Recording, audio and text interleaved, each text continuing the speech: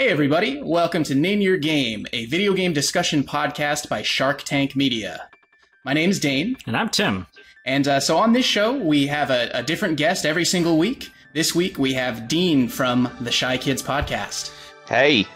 Hi. So Dean's a podcaster as well as an artist. So and you know he likes video games. So we said let's have him on. I do. Yeah, he's an old friend of mine. We went to high school together. Had a couple of spicy flings. Back in our day. Very spicy. Well, that's as you tell it. It is Southern California, so. So you mentioned that Dean is an artist, specifically two-dimensional pixel art. Yes. Well, you do other types of art too, right? Yeah, 3D modeling. Yeah, but the kind I like the most, I think, is 2D pixel art. So, Dean. Yep. What is your favorite game of all time? I think my favorite game of all time would be Chrono Trigger. Chrono Trigger, a game me and Dane are both very familiar with. What about Chrono Trigger makes it your favorite? Where to start? Well, I think one of the main things about Chrono Trigger that I like is I'm a big fan of Japanese RPGs, but even so, there are a lot of little tropes that Japanese RPGs have that are kind of little annoyances, and I think Chrono Trigger really takes some steps to solve a lot of those problems, but still keeping the things I like about Japanese RPGs. Which is actually extra impressive, considering the fact that it was like right in the thick of when JRPGs were being made, So the fact that it was like, hey, let's not do any of this bullshit, even though games that continued to precede it continued to do that bullshit. It wasn't like they were like, we're going to change the game, we're going to do something new. An example of some of that bullshit are random encounters. Yeah. I mean, Final Fantasy VII, don't get me wrong, it's a really great game. It makes me really nostalgic. I had a blast playing it. But nowadays, I actually don't think I could sit and play through it all from beginning to end, if only because there are just certain things about it that I feel like I've kind of gotten to a point where I'm so used to games where you don't have to deal with walking 4 steps and then your screen cracks into glass and then you have to do a fight. Little Tetris pieces fall out. Yeah, exactly. Exactly. Clock wipe. Yeah, and so Chrono Trigger did a really amazing job handling how the encounters worked. Yeah, and that's something that fascinates me is arguably Final Fantasy VII did better than Chrono Trigger in terms of sales and everything like that. Popularity. Yeah, and even though it came out afterwards, and it seems to me like Final Fantasy VII was mimicked more than Chrono Trigger was. Which sucks because Final Fantasy VII has more of that traditional BS that we're talking about, right. Whereas Chrono Trigger took more steps forward, but something about 7 was just so encompassing. And I think it had to do with the fact that it was the first JRPG or popular JRPG to come out after graphics were I was about to say being on the PlayStation was a huge part of that, and not just being on the PlayStation, but really pushing the PlayStation. Even though nowadays, and another reason why I have a hard time playing Final Fantasy VII, I did purchase it on Steam recently and thought now's the time, to relive that nostalgia, and I still couldn't handle the big Q-tip arms. Yeah. The big Mega Man Popeye arms. Yeah, I can't handle those models, those 4 polygon models. It's rough. Yeah, I agree entirely. But I mean, not to sound, I don't know, conceited or that's not the right word, but jaded. Maybe there's a Flash cartoon that came out recently. I believe it was Oni Cartoons made it, and it was called The Pointy Bits. And it was it was a parody of Final Fantasy VII's graphics. Right. Yeah. Yeah. See, and that's at the time it was amazing because it was really a step forward graphically, and not just graphically, but in other the music, the soundtrack. It was just much higher quality than anything before it, and there was a lot about it that really took a step forward. But when it comes to that medium, I don't think it actually aged the way that a game like Chrono Trigger can age, because it's not trying to have realism, Chrono Trigger. Right, and Chrono Trigger recently was re-released for the 3DS. Did you get a chance to play that? The regular DS. Or sorry, the GDS. DS, not. Yeah. Yeah, I did get to play that, in fact. Yeah, I enjoyed it quite a bit. I really like the added cutscenes and stuff. But did they just... I haven't played the DS version, which I can't really call myself a Chrono Trigger fan because I didn't... Yeah, hand over your card. Come on. I didn't dive into the DS version. I still plan to at some point, but... And it's funny, because since the DS version came out, I went back to my cartridge version on the SNES and played through it all the way when really I should have done the DS one. If I was going to play through the same game, I should have done the version of it that I haven't seen before. Yeah, exactly. But those cutscenes, are they the same ones from the Sony PlayStation version? Do you know? They are. Yeah, Okay. the anime cutscenes you're talking about, Yeah, right? the ones. Yeah, Correct. the ones in the Toriyama style. Yeah, definitely. Yeah, those are awesome. Well, And I think they redid the translation as well, because there were some of the things that came over when it came over to the States the first time that they kind of botched a little bit. Yeah, and the things that. and Sorry. that actually, oh sorry, what I was saying is that it actually made some of the connections between Chrono Trigger and Chrono Cross get botched a little bit when Chrono Sure. Cross finally came over. Like there was a Fascinating. thing where I think there was a confusion, and this is going to spoiler territory a little bit, but the princess in Chrono Trigger, Scala, I believe is how her name is pronounced, ends up becoming the final boss in the last game, the Time Devourer. Right. In Chrono Cross, and there was a translation issue where I believe in Chrono Cross, Scala the character was blonde, and in the in Chrono Trigger, in the original one, her hair was purple, Right. and there was a line that wasn't translated in the English version of the game when it first came out. That people in Zeal, the society floating in the sky in Chrono Right. Trigger, They were like addicted to magic, right? yeah, the and city one of that the Shala was the princess of. Yeah, and one of the things about the people in Zeal is that to mark them as different from the land dwellers, their hair was dyed purple. And I think that line got flubbed in the English version or omitted entirely, and I think it was Sure. put back into the DS version so that Awesome. connection to Chrono Cross would make sense. Yeah, I had heard that they did change up the translation on the DS version, which is kind of cool.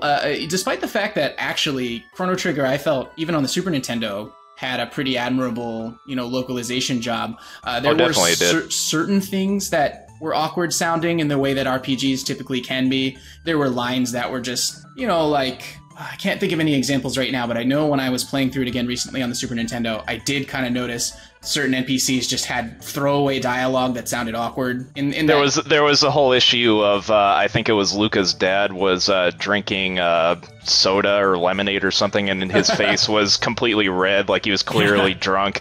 Right.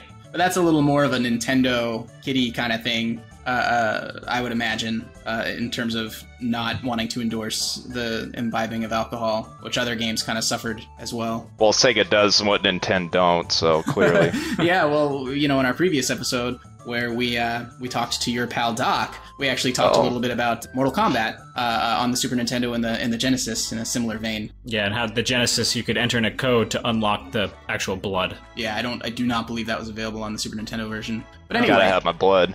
So we talked about Chrono Trigger a little bit, and the sequel, quote unquote sequel, was Chrono Cross, which we also mentioned. I imagine you played Chrono Cross. I did, yes. So what did you think of Chrono Cross? I think I actually played Chrono Cross before playing Chrono Trigger because Really? I didn't get into Chrono Trigger until I got into emulation in my teen years. Okay. So I didn't actually play it when it came out. But yeah, I ended up liking Chrono Trigger a lot more than Chrono Cross. I think the main issue with Chrono Cross, as good as it was in some areas, like the music and graphics in particular, I felt like the story was way too convoluted, and there were almost 50 playable characters, I believe, in the game. Yeah. And that just left like no time for character development. Whereas in Chrono Trigger, even though they're not the most developed characters in the world, they still have, each character has like their own developmental side quests and they're stuff also going. memorable and lovable, and I honestly, other than Kid and maybe Surge, is it Surge? Surge, yes. Maybe Surge.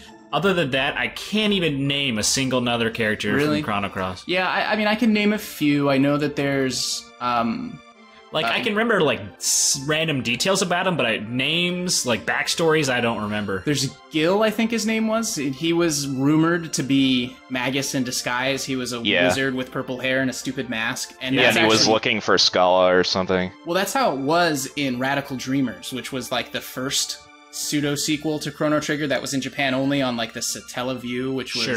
Or Satellavision or whatever, which was like a... kind of like the Sega TV, but for Super Nintendo, but only in Japan. Sure. And it had a game called Radical Dreamers, not a radical game called Radical Dreamers, a weird game called Radical Dreamers. Yeah, it's definitely not a radical game, I wouldn't say. It's strange and text-based with some imagery, and in that story, there actually is a character called, I think, Gus, and it's short for Magus, and it's supposed to be like a secret that he's actually Magus, and he's pretending to be someone else because he's looking for Shala or whatever. So they kind of had used that character, inspiration for that character in Chrono Cross, but they never really said in the Chrono Cross canon if it was the same guy from the Radical Dreamers, and I don't think it was. I don't think that guy actually is Magus. He didn't act anything like him whatsoever. Right. There were some other characters. There was like a weird little house elf named Spriggan. And she was the only character that was part of, or one of the only 3 characters, Serge, Kid, and Spriggan, who had a triple tech. Only triple tech in the whole game. Yeah, that was another thing that disappointed me about Chrono Cross, because there were like the 3 main characters could do. I think there was like an X attack one, and then there was a antipode kind of thing with the 3 main characters, and that was pretty much it. Glenn was a human swordsman guy who was named after Glenn / Frog from Chrono Trigger, and he was one of my favorite characters of the few good characters in that game. He got you could dual wield with him eventually when you get because you get one ultimate version of his sword from the one dimension and then one from the other, and then he holds the other one upside down almost like a ninja grip. It was really cool. I like that part of the game. I know there were a lot of optional characters, so I mean, there was Grobik. I may not even have encountered certain ones that you are talking about. It felt like pretty much all of the characters were optional, because they even had a system by which the cutscenes dialogue would be completely the same no matter which characters you had in your party, because they had no way of scripting every single possible. So much work. Every single combination of 3 characters you could have in your party. What were they thinking? So they just had they had this whole elaborate system where their accents would be added to the base dialogue depending on which character you had in your party, and it just made it made it so obvious what they were doing from a game design standpoint, even if you weren't looking at it that way, that it just took all the characterization out of them, I think. Yeah, gosh, and that right there is such a good example of how quality over quantity is a thing. Yeah, for sure. And another thing about it is you spend so much time playing as the good guy in the bad guy's body that, so many of these games are, it's about following the journey of the hero and watching him grow and eventually become powerful enough to beat the big bad guy or whatever it is. But half the game, you're 3/4 of the game. Yeah, probably even more than half. You're in the body of the bad guy, so you're not actually growing any stronger or developing that character. You are, in a sense, if you think about it, his personality or whatever, he's growing as a person in this giant cat man. But still, it's hard. As we all do. Yes. It's hard, especially when we were younger, when we experienced Chrono Cross, to think of it that way, because it's, you look at the physical character, and that's who you become attached to. Exactly. It's iconic. You lose the symbolism. No, I know. Of kind of seeing that everyone remembers Cloud. Everyone remembers him with his yellow spiky hair and his big ass Buster sword. Yeah. I don't remember what Surge looks like. I don't remember what Surge looks like. He was blue-haired anime guy. He was blue-haired, he had shorts, and he had a bandana. Okay, yeah, I vaguely remember now. And he had a weird weapon. What was it called? It was a swallow, I believe. Swallow, yeah. And it was like a staff that had a blade that was pointed one way on one side and pointed the opposite way on the other side, almost like a fan blade. It was sort of like Darth Maul's lightsaber, like a in a way. double-sided scythe. Yeah, kind of, right? But instead of scythes, it was more like scoops. Right, like I think they were like seashells sometimes, and they're like these teardrop shaped things. It's coming back now, yeah. Yeah, but either way, yeah. I mean, Chrono Cross, it still had some of the amazing talent that worked on Chrono Trigger, specifically the composer Yasunori Mitsuda, who really went above and beyond to make one of the most amazing video game soundtracks of all time. Oh, it's still Chrono Cross, yeah. To this day, yeah, it's one of my favorite video game soundtracks. For me, I like. There's certain tracks that really stand out, but honestly, I think Chrono Trigger's soundtrack has way more memorable songs. I think you're right about that, because Chrono Trigger for me has the memorable tunes in it, and then Chrono Cross I think really benefits from the full orchestral sound that it has, and having all the instrumentality definitely makes that soundtrack. Right. It's a lot more ambient, so it's less memorable to me. Well, I think there are some ambient tracks.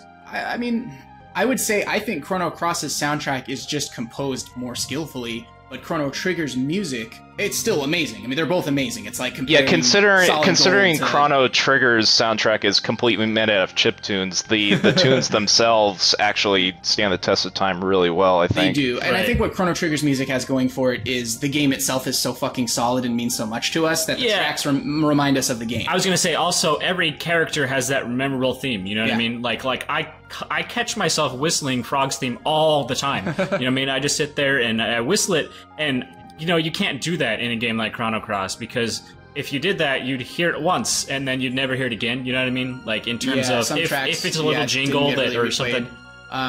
Because I did like that they used Lucia's theme, which was such an amazing fanfare. Luca, whatever. From Chrono I Trigger. go by Luca, I think. Luca. They used her theme as the battle fanfare in Chrono Cross. That was a good decision. Good decision. Yeah, it's been a while since I've listened to that soundtrack. I'll have to revisit it. Yeah, I honestly want to replay Chrono Cross because I mean I know obviously just based on this conversation I'm aware of its downsides and why it was disappointing, especially coming after Chrono Trigger. It definitely has upsides. I always got the sense when I was playing it is that it was originally meant to be completely its own game, and then at the last minute they decided to tie it into Chrono Trigger by adding some plot elements that really didn't make a whole lot of sense. Maybe. I mean, I wouldn't be surprised. That's just the sense that I got when I was playing it. Yeah. Gotcha. Okay. And that makes sense. I could see that being a thing because Square at the time and moving forward kind of did have their one-offs. You know, they've had a few weird little RPGs that are not part of any series that were just kind of here's generic JRPG elements, and then one kind of cool, unique thing that you've never seen in another game, but it's a little too weird for most people. Sure. You know, that kind of thing. I could see Chrono Cross having been just something like that, and then they, you know, tied Chrono into it because Chrono Trigger was very popular. Yeah, and but I mean, I feel like even if Chrono Cross wasn't like a disappointment because it was a sequel to Chrono Trigger. So if it was a standalone thing, even if it was a standalone game, I feel like even if it didn't have the hype, it still would have been a disappointing game just because of the things we've talked about before. But but not only the characters being, you know, there being too many or not developed well and whatnot, I think the story itself was just convoluted to the point of it's just way too convoluted. It made Xenogears look like an Aesop fable, like in terms of how complicated it was. It's that bad with all the dragons and the time travel. At least you don't have to fight God. Yeah, I remember because it had been a while since I played the game, so I found like a synopsis of the plot. Chrono Cross? Yeah, Chrono Cross, and I was reading through it, and literally every single sentence in that synopsis introduced a new character. Literally every single sentence. I was like, is that really how that game was? And then I went back and I did a little more research and watched clips. So I was like, wow, that really is how that plot was. And it all came back to me. I was just like, I had no idea what was going on, but I was like, and it had all these elements of like, oh, the supercomputer fate caused a storm, so that's this particular time and place there would be a baby that got eaten by a tiger, and then that tiger became this evil presence that took over the Prometheus drive of the dragon god, and like it just there's too much shit going on in that story. When those came in, I was like, what is this? Like, that it was bit by like the Square-Soft. At the time, I think it was still Square-Soft. They're like convoluted story bug. You know, like and there are a number of other. I feel like Kingdom Hearts kind of went that route where it was like, you know, you've got the group of people who wear the hoods, and they're like the alternate universe versions of... Everybody gets a Keyblade. Yeah, and I feel like, you know, Final Fantasy VII was convoluted, but it wasn't to the point where it was like, I feel like it's a long enough game and they developed each part long enough that it wasn't like you keep getting hit with crap. It was like, it was convoluted, but they spent enough time on each aspect that it was still, you could still grasp what was going on. It was still a linear plot. It didn't have all this shit coming from outer space. It had one thing coming from outer space, but not a million things coming from outer space. Well, I guess technically two things coming from outer space. What? Meteor and Genova. Yeah. Yeah. Okay, well, I think we've been beating a dead horse, and that dead horse is called Chrono Cross. Back to Chrono Trigger. So, You know, one of the things we talked about is replaying this game on DS or Yeah, in right. Dane's case, replaying it on the Super Nintendo. Before getting all tangential. Yeah. And I think one of my favorite things about Chrono Trigger today is that it aged so well for several reasons, and one of them is, in my opinion, the pacing. And the pacing is done so well because you do jump around from age to age, you know what I mean? But There's feel time like travel for those exactly. that don't know.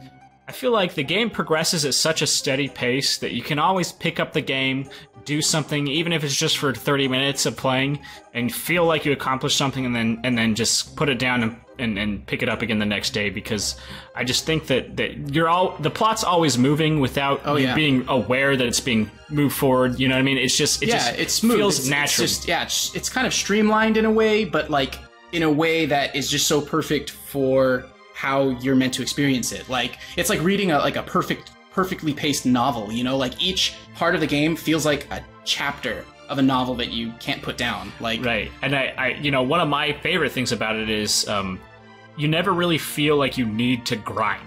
You're always doing something to progress the story. Mm-hmm. Yeah, I feel like you can pretty much get from the beginning of the game to the end and not grind even once. Just do story stuff, and then once you get to the point where you technically get to the point where you can fight the last boss really early on, which is another just brilliant aspect of this game.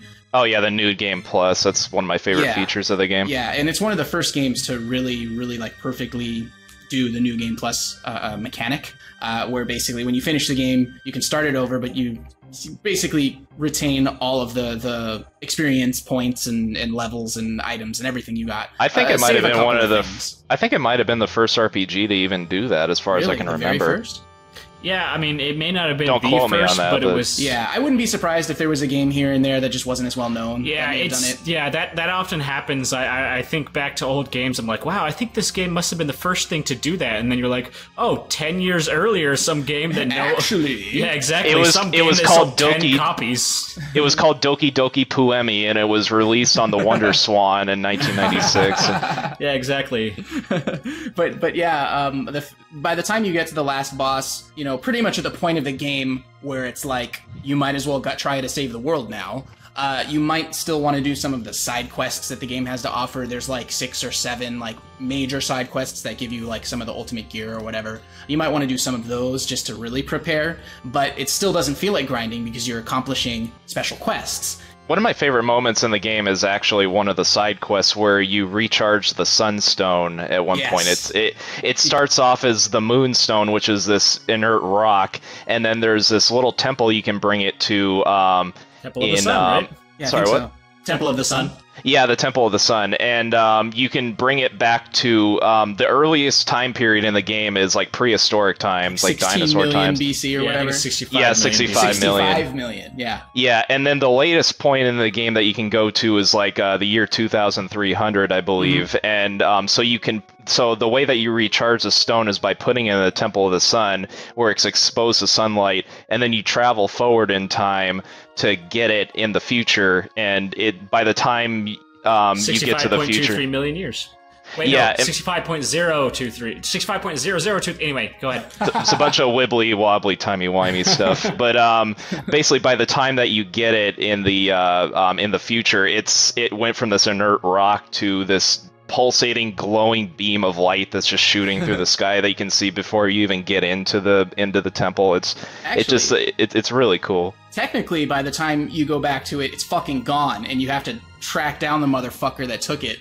That was another cool thing about that too. Yeah. Yeah, and I liked something similar to that. I enjoyed, which was on a much smaller scale, was having Robo essentially re-till land that had been decimated. It's like scorched. Yeah, scorched earth essentially, saying, okay, Robo, you're no longer part of our group, and he spends, 400 years or whatever it is. Just farming. Exactly. Re-tilling and recreating a forest.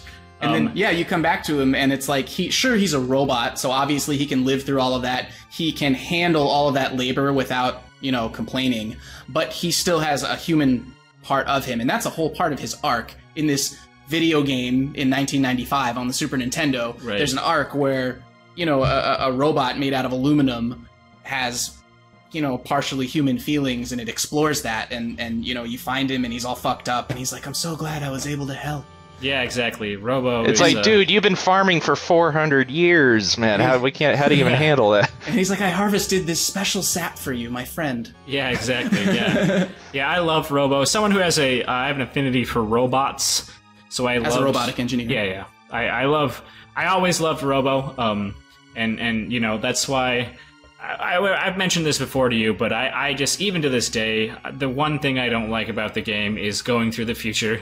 Especially my first playthrough, it was just so bleak and so just depressing and creepy, because it's the first time you encounter one of the locked doors and it does those creepy little chimes, and you're like, what is this? What is happening? You're in this...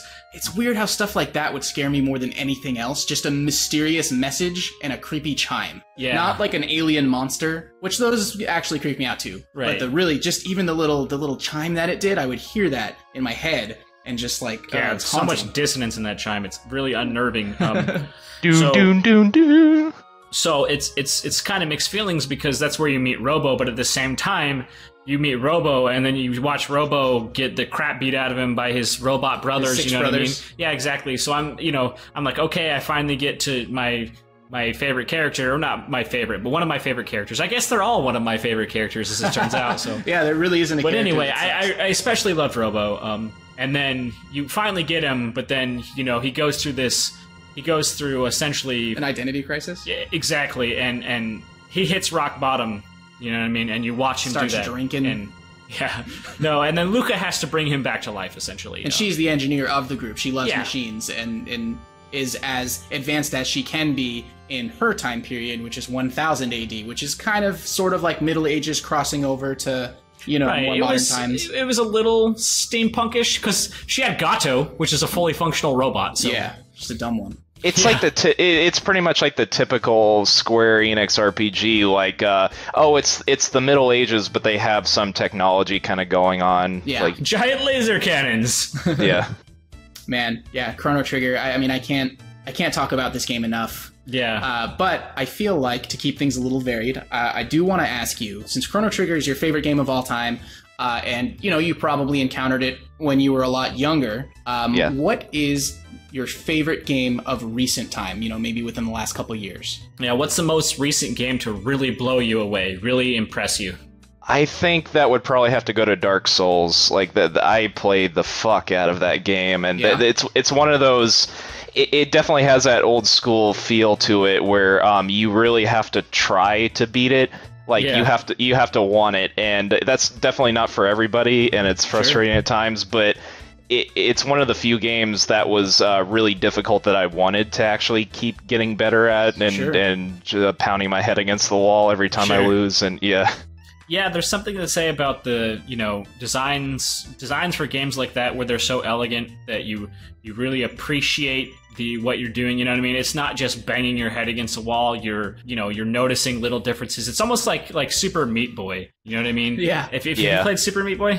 I have, yes. And when you get to the later levels, it's extremely difficult, but the levels are so elegantly designed that you're like, oh, I know exactly what I'm doing wrong, and I bet I can get it right eventually, so I'm going to keep doing it, Yeah, I think you touched on that really well, because in Dark Souls, it's really difficult, but it never feels like it's unfair. It always, because it lays out the game mechanics to you, which are pretty simple in terms of dodging and rolling and sidestepping, but whenever you lose in the game, it's because you fucked up. It's not because the game threw something unfair at you. It makes it seem like if you just try again and take the lessons you learned from dying before, you definitely can do this. Absolutely, yeah, and that's the difference between good game design and bad game design, because you need to design a level so that way even the, what's the word? The players who pay the least attention to detail should still be able to understand what they were supposed to do if they lose. They should still kind of get an idea immediately, oh, I'll do this next time. And if they don't do that next time, they'll still know, oh, I fucked up again. Like, I forgot that I was supposed to do that when I got back to this part, or I just didn't quite get it this time. Like, instead of it being like, what the fuck am I supposed to do here? Oh, I don't want to play this anymore. Yeah, exactly. Yeah. You can clearly identify where you failed. Yeah, or it shows you what you need to do, at the same time that it just up and kills you, which can be kind of like, damn it, how was I supposed to know that? But at the same time, you're like, but I know exactly what to do next time, and you just go back. And the cool thing is all you lose is everything that you had collected up to that point. So I know it sounds like that's terrible, but when you go back, you pick it all back up. It only goes away forever if you die again when you're on your way back to picking up your stuff. That's a good design decision, because it also gives you the incentive to, oh, I want to go back and get that right now. I don't want to throw the controller and then come back to this game in 3 months or so when I've forgotten how to get back to where my souls so are. It keeps you playing. That's true. I never thought of that. Yeah, it keeps you playing, and also it burns you if you didn't learn on your way to that point, because you need to retain what it took to get there, or you're not going to get back. Yeah, and also on the same vein, if there was just wacky random BS that could kill you along the way, you know, that could get extremely frustrating to try to get back to your souls. If there's just, you know, you're trying to get through this thing that you've done before, and just, an arrow that, you know, for, I don't know, I don't have a bad example. But basically, yeah, there's almost no randomness in that game, so it seems very fair. Like, the enemies do roughly the same thing every time you go back and try to do it again. And each time you fight them, you get better at killing them. You learn their sweet spots for backstabbing them. Yeah, there's so much that the only part where I felt that and Tim almost described it exactly accidentally, was, I forget exactly what it was called, but it was this big castle with these little buttresses you had to walk across, and there were these enemies, like archers, that were just shooting at you while you were trying to walk across these these thin platforms. I actually know that part. I know the exact part you're talking about. You mean the big black knight archers that shoot like giant ass javelins at you? Yeah, that part exactly. That part is hard. Yeah, and that part is the only part of the game where I feel like it's kind of unfair, because the times that they throw the javelins at you is a little random, and there's not much you can actually do to defend against them. It's pretty much just run through it and hope that you don't get hit by one of those things randomly. Yeah, but it's parts like that are few and far between, fortunately. Yeah, definitely. Yeah. Yeah. Now the thing about Dark Souls is I've played it very little, but I've watched other people play it quite a bit. And it is one of those games. Maybe Dark Souls 2 will be my chance, but I do want to go back and give it a little time. You know, give it the time I feel it deserves. Sure. Because I did try playing it, and but. Definitely watching people play, I got the feel for the game. It's definitely fun to watch other people play if you're sitting on the couch next to them as well. It's one of those games. Oh yeah, you can mock the shit out of them when they're dying over and over and over again. Yeah, I mean, if that's the type of friendship you have, for sure. Yeah. The only type of friendship. Oh yeah. The only good type. But yeah, I'm really excited to play Dark Souls 2 as well. I played a little bit of Dark Souls 1 and watched my roommates pretty much play the rest of Dark Souls 1 that I didn't play. So I have that going for me. I didn't have to pull my own hair out to really experience the first game. I kind of want to, though, with the second game. That's my chance to go into it not knowing anything and try to really, you know, absorb all of it. And I have it on PC, which I hear that version is really good. And I just recently built a new gaming PC, so I'm excited to really go through it. Yeah, you can install some of the lighting mods that they have on it that make the caves like actual pitch blackness, and you have to have your torch everywhere. Which, you know, they ended up not really designing the gameplay around that, because the console versions and the PC version without the mod, they made the caves light enough so that way you could still kill the enemies in there with both hands without holding a torch. So I can imagine. Yeah, I've never used my torch in the game. Yeah, that's probably just a balance issue. I wish Tim and I were more familiar with Dark Souls, because we could, you know, find more angles. Yeah, we could touch on the more esoteric parts of the game, because we just have a general feel for it. Yeah, you know, actually, I was gonna say how the world that they've built, and I felt this way about Demon's Souls as well, which was a PlayStation 3 exclusive, which kind of preceded Dark Souls, and it's technically not a prequel or sequel. You know, it's just kind of Dark Souls is the successor. It's a spiritual prequel, definitely. Yeah, and so spiritual predecessor. People who actually liked the aspects of Demon's Souls that were different from Dark Souls are hoping that there's going to be more. You know, like a Demon's Souls 2 or something, because now that From Software has clearly been seeing a lot of success with Demon's Souls, Dark Souls, and Dark Souls 2, and you know, the guy that pretty much made the Dark Souls, all the Souls games, was promoted to the president of that company, because his games are pretty much what the company is known for now. Sure. And also they're working on a next gen title gosh, what was the working title for that? There was some footage of it. Darker Souls. No, it was something. I think it had Beast in the name. Beast Souls. Beast Wars. It was Beast Wars. No. Yeah, I know what you're talking about. It looked a lot like the Souls games, but it had like a Van Helsing looking kind of character in it. Yeah, and the graphics were beautiful. Like, Yeah. even more. Although then again, there was that controversy surrounding Dark Souls 2 when the initial demos looked way better than what the game ended up looking like. So it's hard to trust tech demos anymore. Yeah, and presentations. You know, on that along that vein, I recently read an article about E3 specifically, but it was surrounding the controversy of Watch Dogs that recently came out, Oh, and yeah. how the initial E3 trailer for Watch Dogs had the whole internet abuzz. You know what I mean? Everyone was the hype train was full speed ahead. You know what I mean? Everyone was talking about Watch Dogs, and then a lot of people enjoyed the game, but a lot of people were disappointed with the game, and Sure. for various reasons.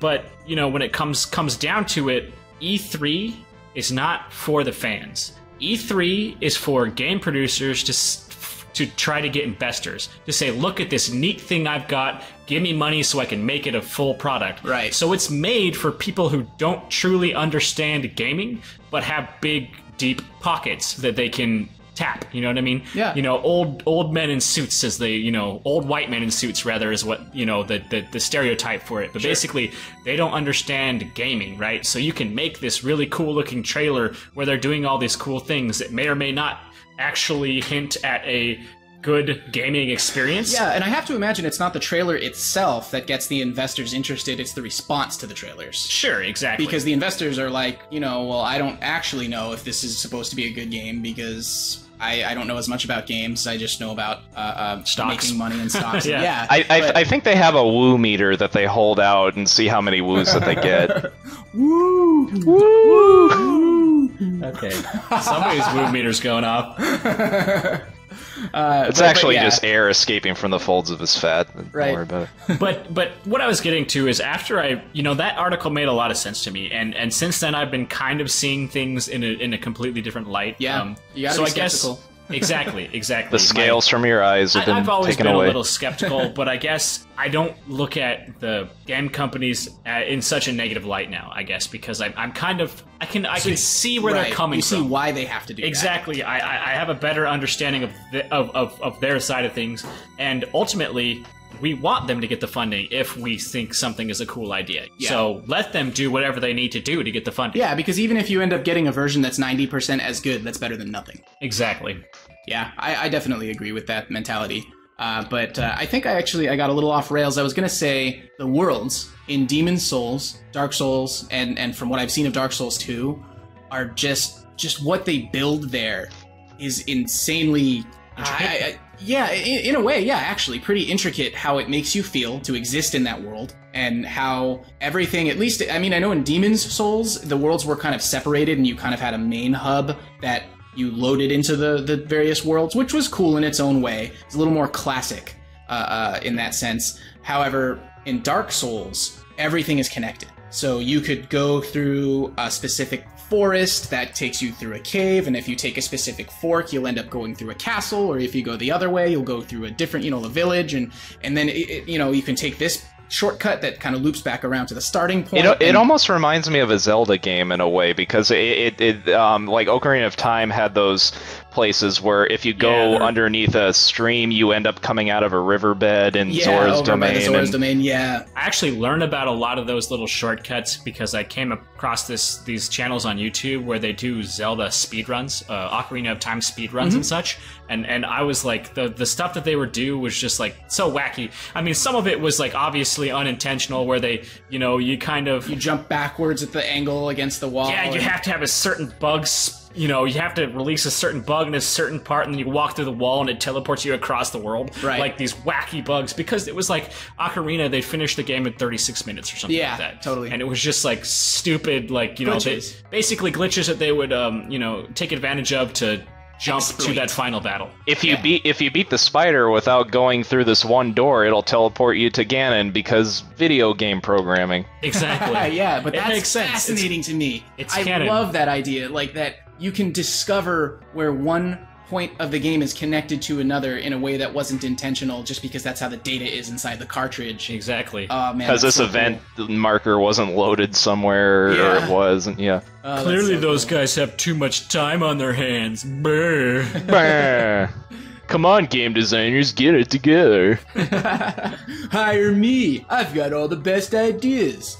So I got a question for you, Dean. Yes. As an artist, does the art style of a game have more of an impact on how you enjoy it, or do you kind of look at graphics more than crisp mechanics, or does your artsy side not necessarily come into play? I think the artsy side definitely does come into play because when I play a game, I tend to play them annoyingly slow to anybody that's watching me play it. Sure. Because I'll go, let's say I'm running through a cave or something, I'm holding a torch, I'll look at how the lighting bounces off of the cave wall, and I'll go like, oh, look at that specular map, that's really cool, and then I'll start moving the camera back and forth to see how the little highlights come off of off of where the light's hitting the wall as the camera angle changes.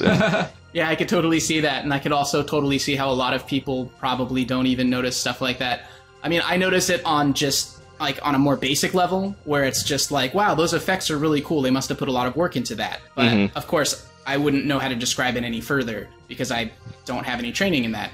Yeah, in fact, a recent game that Dan and I are going to be reviewing. In fact, the review will probably be up by the time this podcast airs, so I'll talk about it. But Transistor, oh yeah, there's so much detail in that world, and it looks amazing.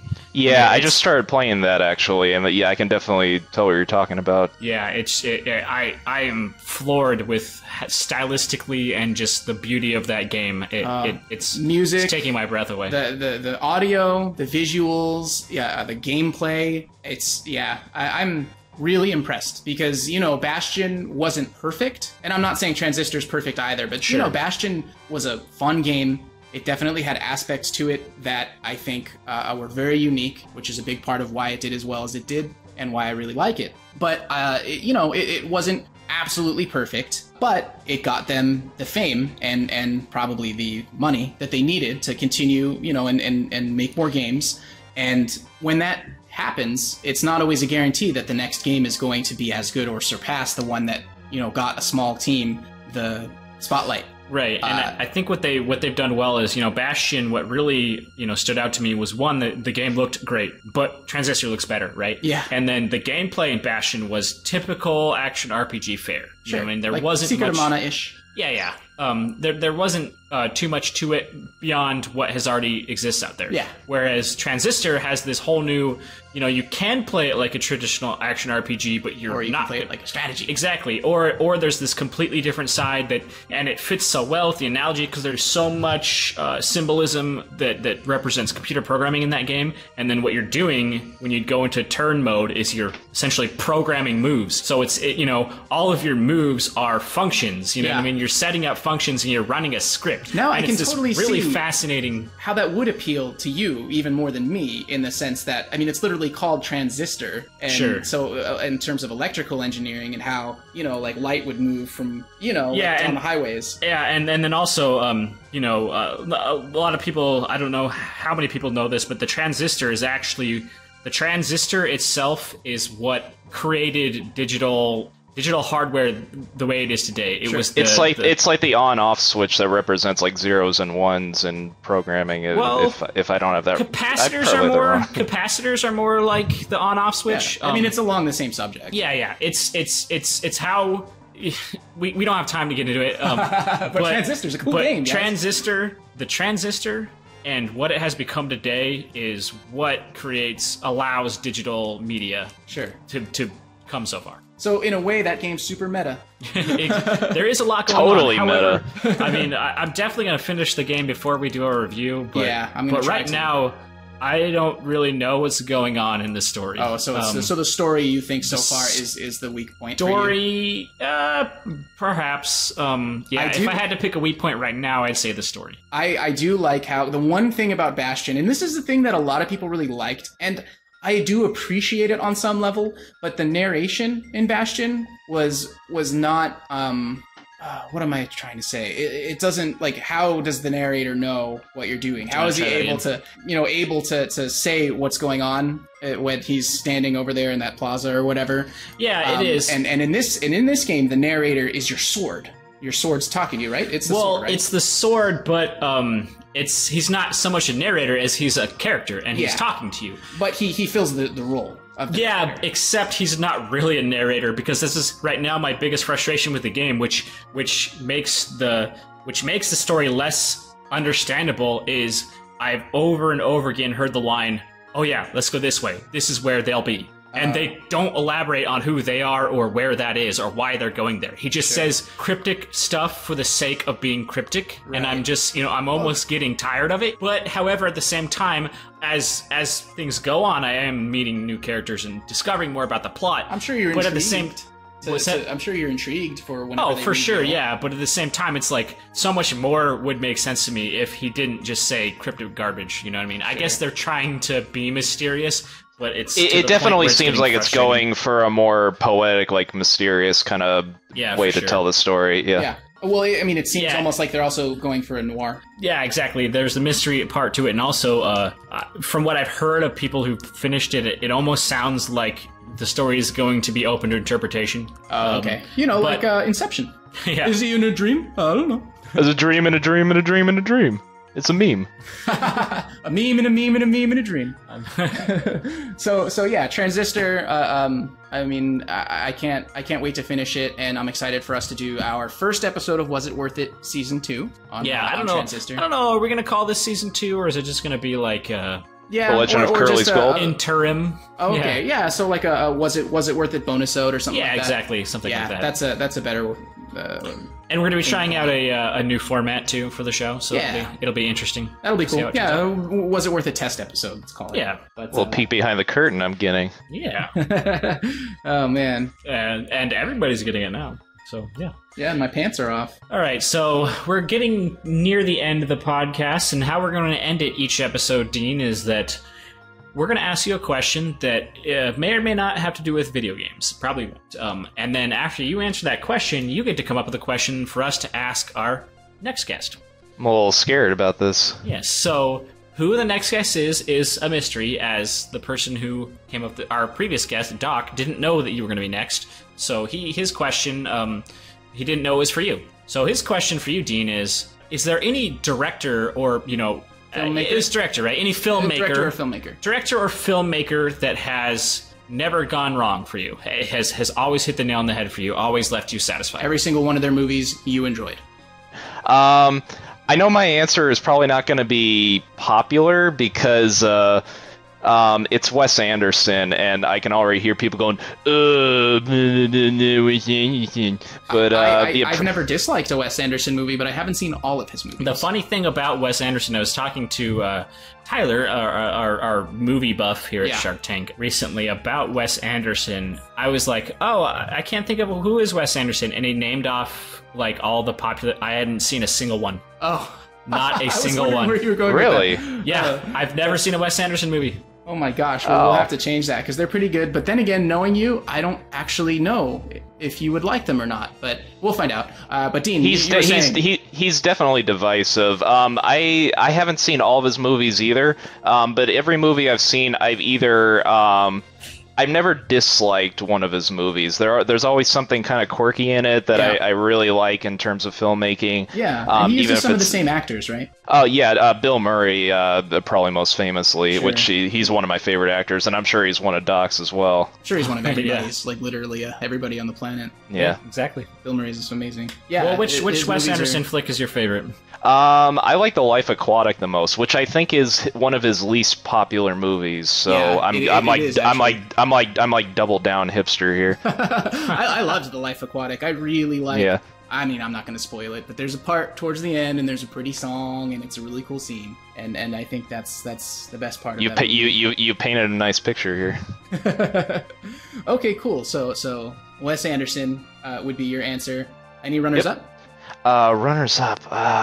Edgar Wright. The problem with that question is that I don't know directors of films as much as Doc is definitely more of a movie buff than I am. Depending on who the guest was going to be, he appended that question with, if they don't know makers that well, they can answer for actors instead. So is there any actors? Actually, I think that was my suggestion. Oh, well, anyway, someone suggested it. Are there any actors that have always gone right for you? You've literally never seen a movie with that actor in it that you didn't like. Or actress? I definitely like Bill Murray again. Like he's even in movies I don't particularly like. I always like his performance in the movies. A Tale of Two Kitties was fucking awesome. Oh shit! Well, I've never actually seen that, but that is the punchline to a lot of my jokes about Bill Murray. So maybe I should have penned that. I don't know. Well, I think that's close enough. I think we can strike bad CG licensed films off that list. But cool. So no pressure. But do you think you might have a good question for our next guest? It's not do you think you might have. It's give us a question right now. No, take your time. Shit. So, my question to the next guest would be, as far as video games go, what art style has really stood the test of time for you? So, like a favorite art style? Yeah. So what would your answer be? The game that I was thinking of when I was asking that question was The Legend of Zelda: The Wind Waker. Excellent choice. Yeah, definitely. In terms of Zelda games in general, one of the most unique looking. Absolutely. Yeah, and I love the HD remake of it because it really it looks gorgeous in high resolution, and it doesn't look like it's aged a day since it came out, like at least 10 years ago, I think. Yeah, what was it, 2003? Yeah, it would have been 2003. Yeah, I think so. 11 over years 10 ago. Years. Yeah, and I actually love The Wind Waker. I really, really wanted to play the HD re-release. I haven't yet, and I do want to still, but I just don't know if I'll be able to find the time to do that. But definitely something I'm interested in, because that's my favorite Zelda game in general, was Wind Waker. So sure. Yeah, one of my favorites as well. Yeah, one of my favorites too. I was just listening to the soundtrack at work. Yeah, and it's an amazing soundtrack. Another game with a great soundtrack. Love it so much. Yeah, Wind Waker is a beautiful game. Has an amazing art style. So that's a great choice. And that's a good question. I mean, typically we'll be talking to gamers on this show, so I'm excited to see what the next person says about that. All right, Dean. Cool. So we're coming to the end here. So why don't you go ahead and plug yourself? Where can people find your work? All right, plugging myself here. You can find my work at deanbottino.com, and you can see some of my 2D pixel art that I've done for independent games. You can see some of my 3D modeling and texturing.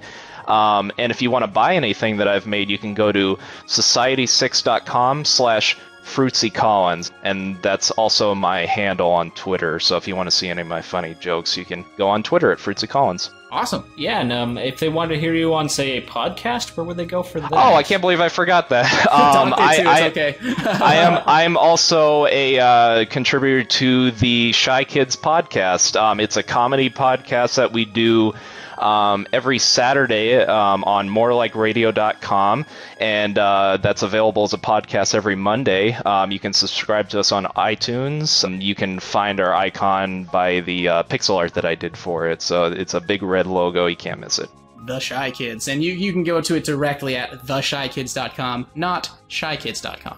No, yes. ShyKids.com is a GeoCities support group website that hasn't been updated in about 10 years, so don't go to that one. Nice. Okay. All right, well, thanks so much for coming on, Dean. We really appreciate your time, and yeah, I had fun. We look forward to contributing. Oh, one thing we forgot to mention is Dean did join us on our Let's Play show, Game Chums. Our cooperative Let's Play series is called Game Chums, and we had a couple of cool I guess I wouldn't say episodes, multi-episode series. One for the game Broforce. And an ongoing one called Mercenary Kings. Yeah. So yeah, be sure to check them out, or on our shows as well. And we will contribute more, we will collaborate more in the future too. Yeah. Looking forward to that, definitely. Cool. Yeah. All right, Dean, well thank you so much. It was a pleasure. Thank you. Oh, by the way, guys, if you like our stuff, hit the like button. And if you don't, hit the dislike button. And please comment if you have suggestions. If you hate us, let us know. And subscribe to our shit. Yeah, we love hearing about why we suck. That's not sarcasm at all. Nope. Like, comment, subscribe.